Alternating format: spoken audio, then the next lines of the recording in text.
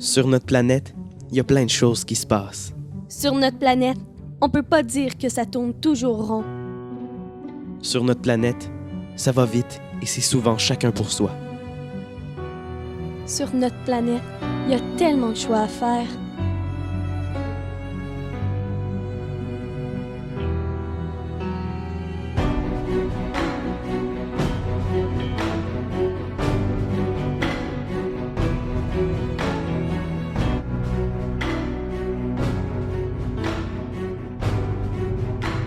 Mais c'est pas juste notre planète, c'est ma planète aussi.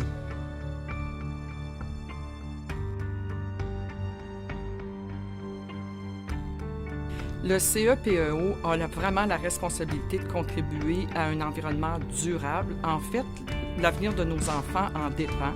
Notre programme environnemental est vraiment un geste concret, unique au Canada.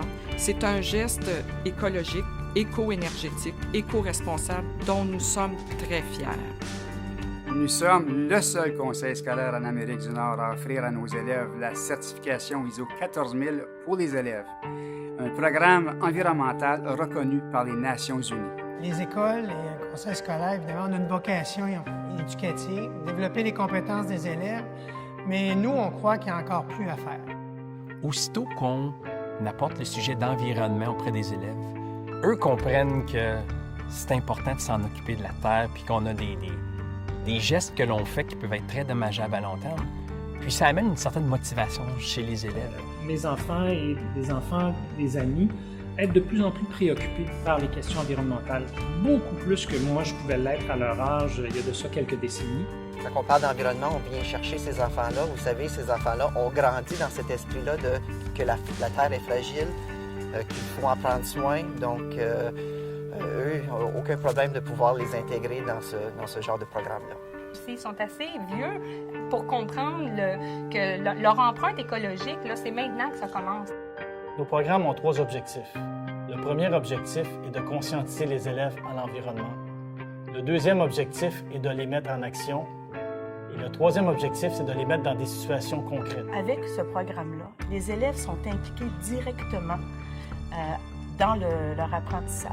Là, c'est pas juste en sciences que je vais en parler, mais en français, je peux en parler. Puis là, soudainement, en mathématiques, je peux en parler. Puis en histoire, je peux en parler. Les élèves même en sont tellement contents. Ils disent « Ah, on a fait du français, mais en faisant de la lecture sur les sciences. Wow, on a fait du résumé. » J'ai dit « Oui, on a sauvé du temps. » On réalise rapidement que l'environnement, ça peut pas être un sujet distinct des autres.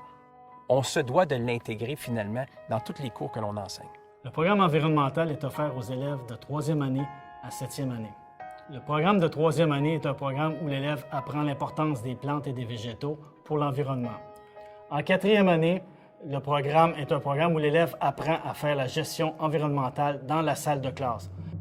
En 5e année, le programme est le programme ISO 14000 pour les élèves, qui est le programme international. En 6e année, c'est un programme où l'élève devient le leader environnemental de l'école.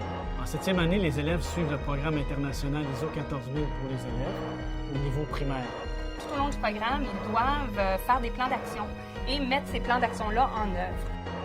J'ai fait un documentaire pour sensibiliser les gens sur la déforestation. J'ai fait partie du club environnement dans mes années précédentes et on a participé à la course de bateaux et de voitures solaires. J'essaie d'utiliser moins d'eau, je conserve l'électricité, puis je fais du compostage, je ramasse toujours mes déchets. Ce que j'aime ici, vraiment, c'est la diversité de projets environnementaux qu'on peut faire, nous, comme étudiants, pour le restant du monde. Une des priorités qu'on a, c'est tout le temps de trouver des activités qui sont motivantes.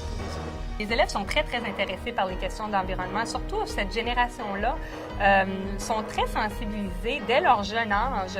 On réalise cette énergie-là, que les élèves, spontanément, vont dégager puis vont vouloir aller de l'avant. Parce que les élèves croient rapidement que s'ils font les bons choix, ils vont pouvoir avoir un impact positif sur leur environnement. Il y a tellement de gens qui passent par nos écoles. Il y a les élèves, mais il y a évidemment les parents qui vont passer par là. Alors, il y a un effet de contamination où l'école devient en quelque sorte un modèle, devient un lieu où on inspire à la fois les jeunes et les moins jeunes. Et ça, c'est très important. Alors là, en arrivant à la maison, j'ai expliqué à mes parents qu'est-ce qu'il fallait faire. Là, ils ont été un petit peu sous choc quand je leur ai raconté. parce que ça a été un petit peu difficile. C'est qu'on a dû analyser puis réfléchir sur les besoins qu'on avait à faire en famille pour améliorer l'environnement. Alors, il fallait que je compte les sacs de poubelle et il fallait que j'aille vérifier les compteurs à chaque jour, le matin et le soir, puis les inscrire sur une feuille. C'était de diminuer notre quantité de gaz, d'eau et de déchets. Jacob nous a fait réaliser qu'on jetait beaucoup trop de choses à la poubelle, qu'on pouvait soit réutiliser ou recycler. On a quand même bien fait ça, là, je trouve. Pour nous, je pense que c'est quelque chose qui vient renforcer une conscience que nous avions déjà. Nous sommes très satisfaits de la tournée des événements, mais ça ne sera jamais assez. Il faut poursuivre nos efforts, il faut continuer les initiatives, il ne faut pas avoir peur de foncer pour justement avoir un impact durable sur le dossier de l'environnement.